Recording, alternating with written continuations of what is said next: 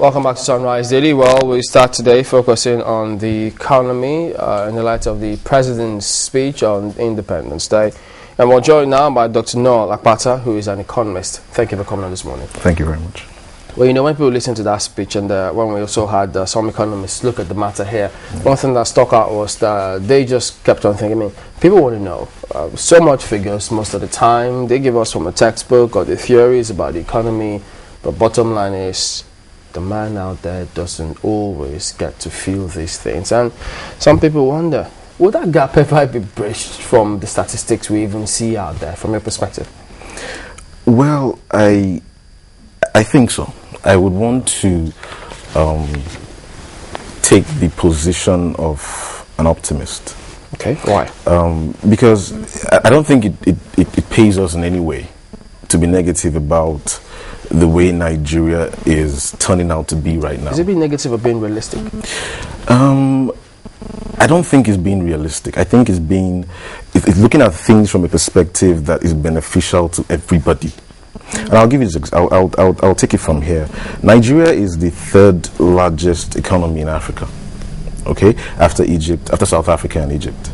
And to some people, that may seem like a challenge because of the population size we have, but the way I see it as a huge opportunity for us, because we can actually leverage on the kind of population we have, just like what China has done, to actually cause certain levels of visible economic impact that will be felt at the grassroots. Okay, when you say the economy is large, does it translate to the fact that, well, the person out there perhaps also is better off?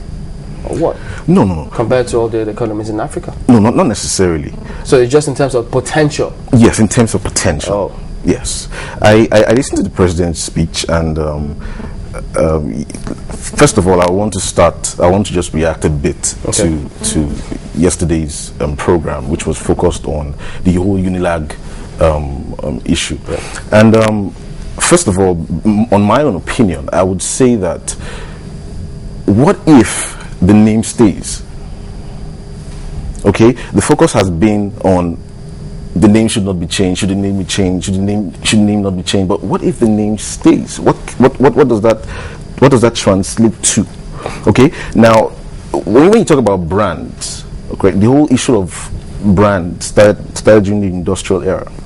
Okay, when brands like Coca-Cola, Quaker Oats and the likes decided that, okay, look, we want to differentiate our products from generics, right, in the market. So they started branding their own products, to compete favorably in the market.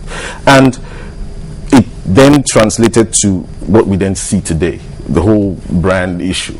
Now, in the educational sector, looking at the universities coming from Nigeria, would we say that we're comfortable enough to believe in our hearts that Nigerian universities carry super brands in the minds of people around the world globally?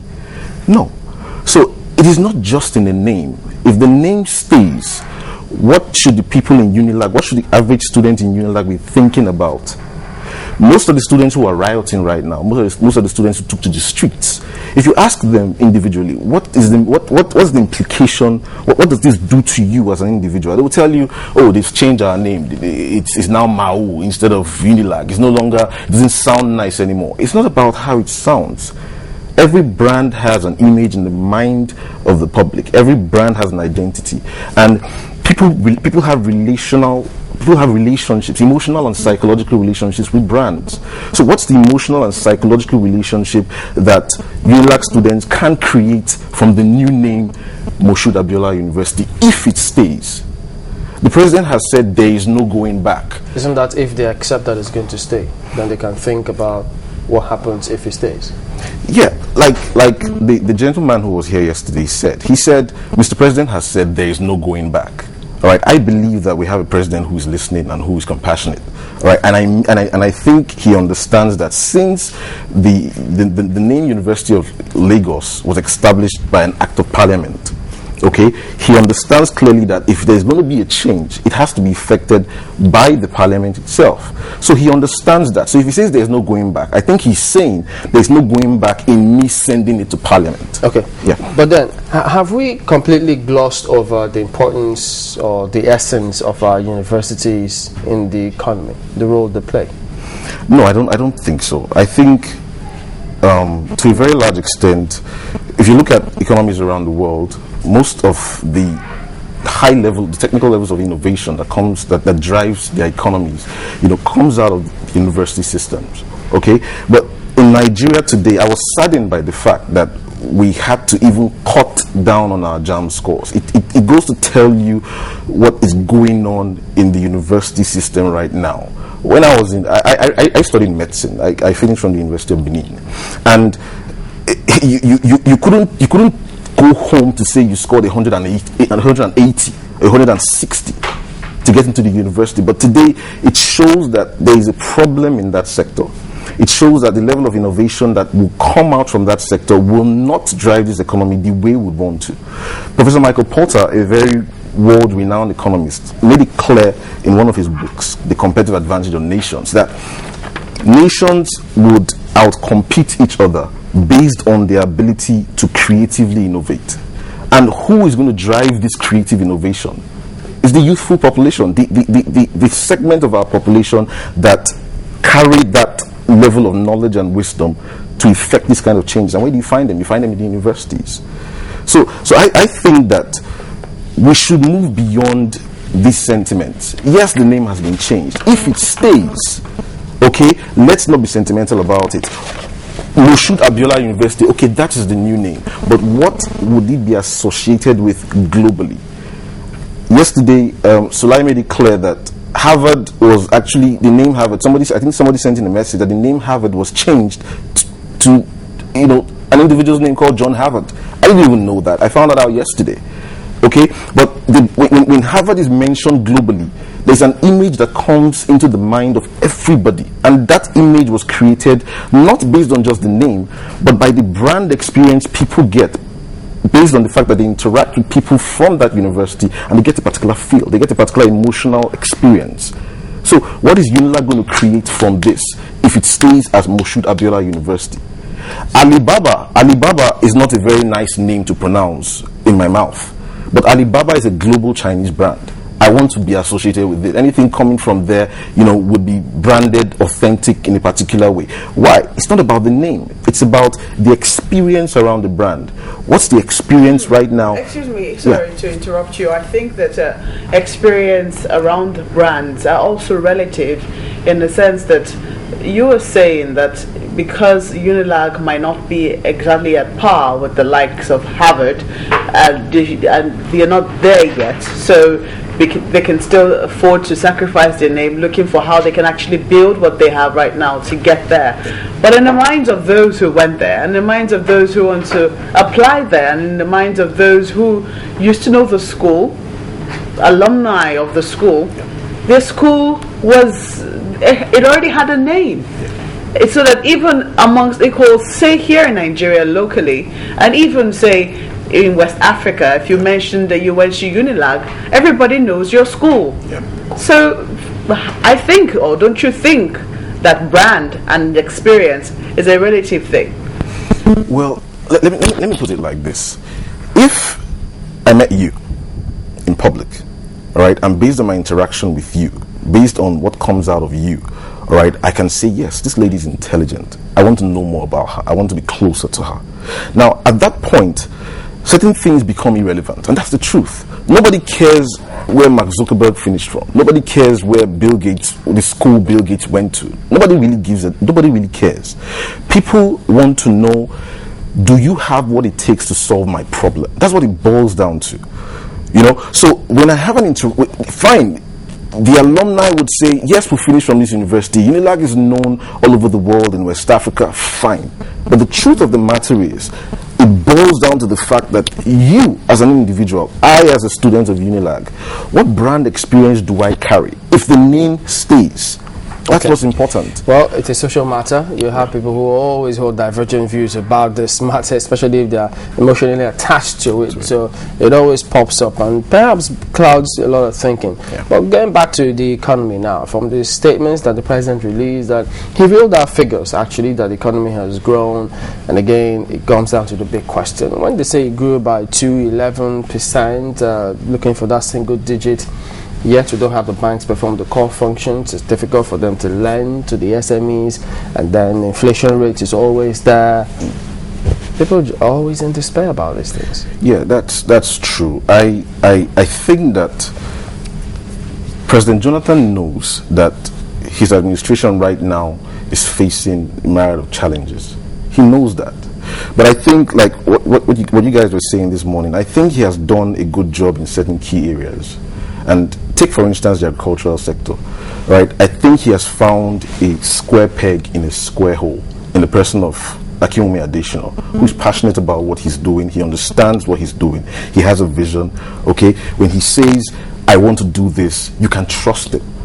Before then, I don't think I can remember, I'm sorry to say this, but I don't think I can remember who was the immediate past Minister of Agriculture or the person before that.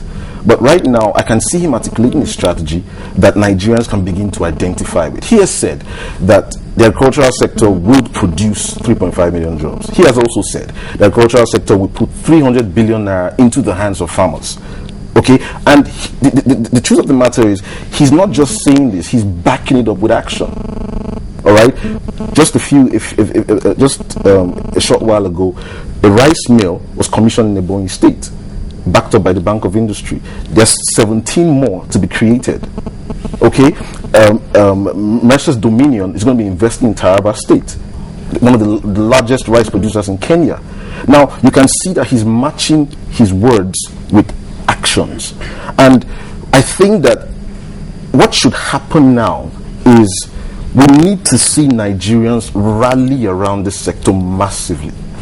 The agricultural sector. It's right? the agricultural sector. And I'll say this. Let me put it like this: leadership. If you studied leadership and you studied the people who we ascribe when we say these people are leaders, okay, if you study them carefully, you will realize that none of these people went to the Harvards and co to study leadership. Okay, they became leaders in response to a particular challenge. Let me give you an example. Nelson Mandela, for instance, he never went to any school on leadership. Martin Luther King never went to any school on leadership. But there was a challenge and they rose up to it. And today we say these people are leaders. Now we have economic challenges in this country. Okay, for the first time, I would think, from my own opinion, I would say that we have a Minister of Agriculture who has a strategy towards that sector. What should we then see as a people? Okay, now we should, I think right now, and we have not had it in Nigeria for a very long time, we should see the National Orientation Agency rallying around what the president is doing to mobilize youths into that sector. We have a huge population of Nigerian youths who are jobless. They're on the streets. They don't have what to do. Agriculture provides a platform for most of them to actualize their dreams. Do you think that our youths are willing to, we need to reorientate our youths to be able to look into the agricultural sector? Isn't that something that should come naturally? No, I don't think we should just wait for it to come naturally. I think we should be a bit proactive about it. Because right now you have an internet ICT savvy generation. Okay, they're interested in some particular kinds of things. I was researching and I found out that Facebook, mobile penetration on Facebook globally, Nigeria is number one. Number one. Really? Yes. Mobile penetration on Facebook. You can check it out. Mobile penetration on Facebook, 81.2%. That's alarming. You can see the direction in which our youths. But we're not number one in terms of internet penetration in Africa. I know, definitely. But you could. I was shocked when I saw it. You're talking about the effect of social media, Exactly. how we can use that. How can we use it really to turn around in going with what Mark said, and even the president made that in his speech when he said we should leave the monocultural economy and see how we can diversify. Specifically, if we have to relate that to agriculture, how can we use that to expand our horizon in agriculture? Okay, Vodafone in partnership with Oxfam and Accenture did a study recently on how mobile communications technology can actually drive an impact on the agricultural sector, and they found out that it could do a lot, especially as regards mobile payment, all right, especially as regards marketing, market access, creating market accessibility, tendering of products, okay, batching of products. Now, these are areas that, based on the fact that we recognize that we have a generation of youths right now that are ICT focused and ICT inclined, right? The average graduate will now see that, okay, I don't necessarily have to own a farm. I don't want to carry cutlass and hose, right? But I can sit down in my home with my laptop and my modem, all right, and actually create a linkage between the farmer in the village and the guy in the urban area who wants to buy his product, and I get a percentage from that. But they need to be oriented in that direction. They need to see these opportunities, because if they don't see it, they would sit back and wait for the white-collar jobs. But we need that population of our people into the agricultural sector right now. We need to create a frenzy around that sector, because I believe that if one sector starts working, there's definitely going to be a positive spillover effect. People will want to imitate what is happening in that sector. Take, for instance, what the economic development in Lagos State. I come from a particular state, and when my governor came in, the first thing he tried to do was to mirror what was going on in Lagos State. He started the beautification program.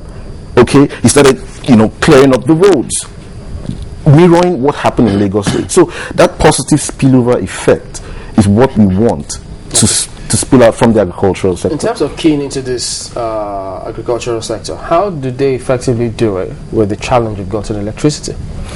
Okay, today, from what we see in the papers, the new tariff is supposed to come into, even though with all the complaints still, but yeah, go ahead. Yes, but in my own opinion, I think that we could have been more strategic about it, in the sense that, first of all, Nigerian people want to see light. They want to see that they have electricity. Okay, I think Nigerians are not selfish people. I don't think so. I think that if this physical infrastructure, the social infrastructure is put in place, I think Nigerians will respond. They will pay their taxes. They will pay their light bills. Okay, but what is most important is that they needed to see that what they are paying for is actually accessible. But fine, we've gone ahead to increase it. What we should then do now, before we find ourselves in another catastrophe, just like what we had in the subsidy thing, okay, what we should do now is to quickly make sure that Nigerians start seeing that they have access to electricity, because in a short while they would react. One other thing about this, in terms of developing and getting the economy to work, is each sector is dependent, or they're supposed to work in tandem with the other. Yeah. If you do a perfect job, in fact, can you be said to have done a perfect job in the agricultural sector if the transportation sector, you have a big challenge with that? Yes, I know they're doing something about it, but the major arteries, they have to understand what transportation is, so that your effort in that sector can easily just go around the whole country. Definitely, that is what is expected. Okay, but you and I know that that's not what is functional right now. That's not what we're seeing right now. Okay, now you have an agricultural sector that contributes about 36.5% to GDP, followed by oil, which contributes 2.3% to GDP. Okay, now if I was a leader, I would rather concentrate my efforts, in that sector, to see what we can do in that sector. Agriculture employs close to 70% of our population, mostly women. Okay, and mostly were rural areas. Mostly in the rural areas. So if I was to concentrate my developmental efforts in a particular sector, I would say, okay, which one will have the quickest impact on the people? Is agriculture. So I would rather want to concentrate my efforts in developing that sector and using that sector as an example to show other sectors that we can actually do this. You know, sometimes when people speak, it reminds us of what has been said before. You've taken part in World Economic Forums in so many parts of the world, but again, when you speak the way you're talking now, how do you make all of that into positive action to the extent that it's reflective of in the lives of the people, in the life of a nation? When we talk about emerging economies, Nigeria being one of them. Okay, I think that we, like I said, like I've always been saying, leadership is a response to a challenge. Okay, now do you say that response? Yeah, nations like China and Brazil. No, we're talking about Nigeria. Do you say that? I'll come there. Nations like China and Brazil have recently. Brazil just overtook the UK as the sixth largest economy of the world. Now, Brazil is made up of people. If you take away the people from Brazil, you don't have a Brazil. So the people actually develop the economy. So what exactly did they do? Based on my studies, I realized that Brazil, first of all, decided to take one sector seriously, which was the agricultural sector. They opened up the Cerrado. The government provided the institutional support, provided the physical and social infrastructure to make sure that that sector thrives. And right now you're creating new millionaires every day in Brazil. That's exactly what I'm saying here. We don't have square pegs and square holes in all the ministries. We can agree with that. We don't have that. Do we have to make an impact? Yes, we need to, because you can't give what you don't have. If I don't have it, I can't give it. Okay, but based on the politics of the whole issue and certain things that will come into play, definitely you will not have square pegs and square holes. So you don't expect too much from such areas. And that's why you, on regular intervals, the president needs to reshuffle his cabinet, to get the right people in the right positions. But most times you don't get it. But sometimes you're lucky enough to have square pegs and square holes. So in those areas where you're lucky enough to find such people, what then do you do? Especially when it's an area that that definitely, if you impact on that sector, is going to reflect immediately. It's going to reflect instantly in the lives of the common man. It's the common man who farms. The big boys in Nigeria don't go to farms. But it's the common man who farms. They're the ones who constitute the informal sector. But now we're beginning to look at, turning it into a business. Do you think that, you said the common man is the one who farms. Do you think that we can actually successfully turn agriculture into a business with just the common man there? Yeah, I think so. Because you don't think we need to get the big boys involved? Okay, I want to look at it this way. Let me just tell a brief story. Okay, very, very short story. Now, there's a particular school that had a group of students in a particular class who were known for terrible stuff. Everybody disliked them. Okay, their classrooms were worn, torn, and all that. And consistently, they waited for the leaders of the institution, okay, in quote, to come fix these things. But some of them got around together and said, no, while waiting for them, what can we do on our own? What can we do to change things? And they got together, pooled resources together, and started fixing the classrooms. That was the first time it was done anywhere in that institution. And before you know it, the word got out that this is what these kinds of people are actually doing within their institution. What I'm trying to say here is this. You see, there's a limit to what government can do. If you have a weak government and a negative-minded people, you can't compare that to a weak government and a group of people who are positive-minded. They would support that weak government. And I'll give you an example. There's a project we're working on right now called Project 100. And what we want to do is to leverage on the population of Nigeria to pool resources to impact directly on the agricultural sector. Now, how are we going to do this?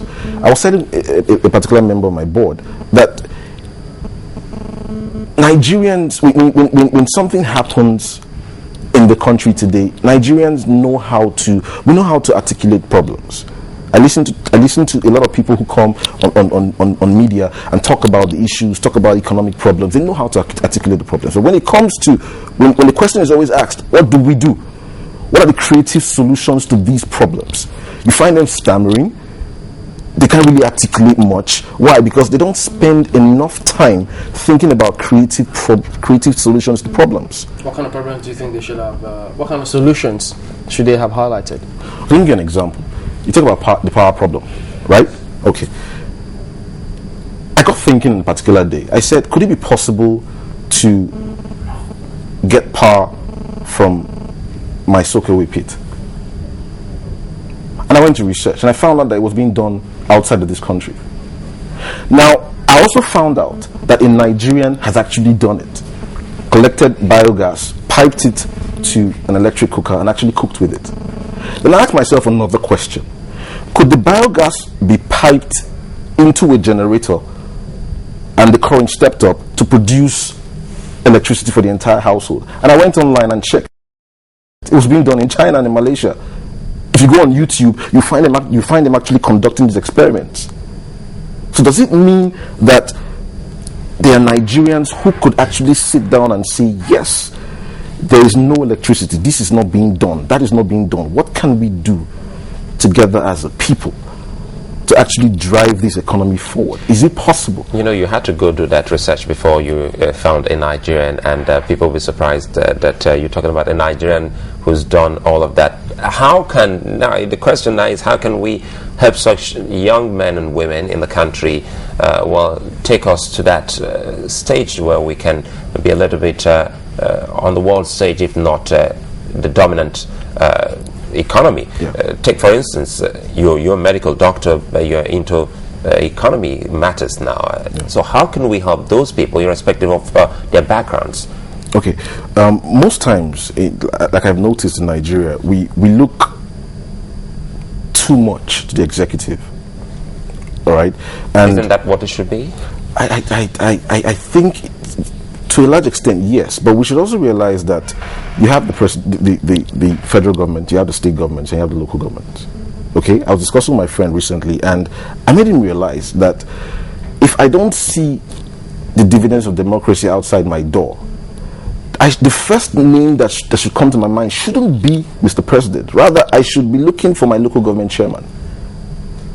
Okay, because on a monthly basis, allocations go to those levels. Allocations go to the state levels. The man in Lagos State may not necessarily be thinking about what President Goodluck Jonathan is doing in Lagos State, but they're looking at their governor. So what I think is, first of all, we have a situation where we have a huge, and I will say this clearly, we have a population of local government chairmen, right, who are not performing as they should. Because if they were performing as they should, the man on the street will feel the dividends of democracy. They would feel it. And if state governments leverage on that to, take for instance, you see what's happening in River State. We see what's happening in Akwa Ibom State. It may not be rating this, you may not give them a 70% or an 80%, but you will see there is something actually going on compared to some other states. So what I'm saying is that, first of all, we should think about how to strengthen governance at the local government level. It's very important. Can we tie that to the SMEs? Yes, the growth of entrepreneurship, the entrepreneurial revolution that we seek in Nigeria can actually be driven from the local government level. There's a project we're doing for the Association of Local Governments right now, where we're trying to build their capacity in partnership with Planet Finance and CBN. We're trying to build the capacity of local government practitioners to actually handle economic developmental projects that will impact on the lives of the people.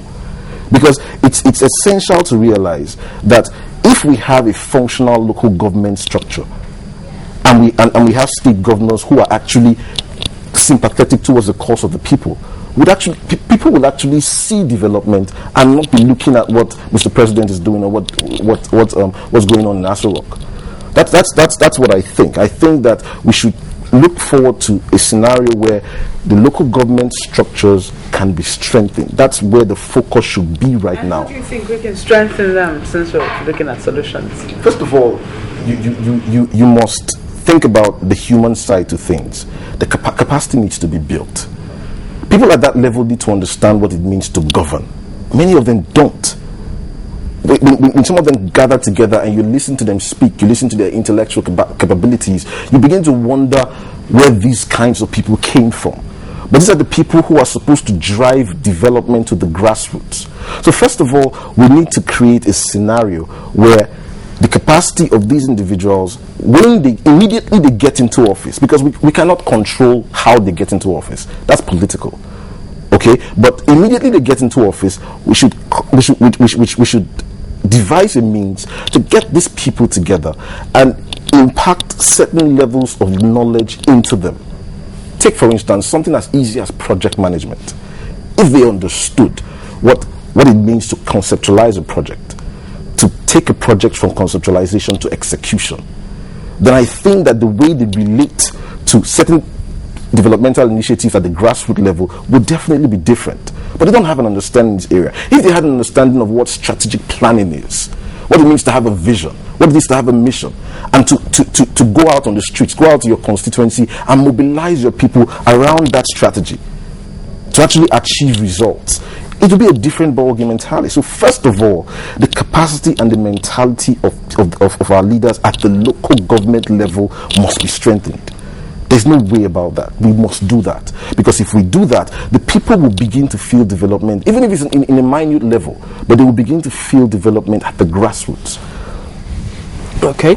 All right, then that's all we have to let it go this morning. Dr. Noel Akpata, thank you for coming on this morning. Thank you. All right, then we're back in just a moment. Please join us again.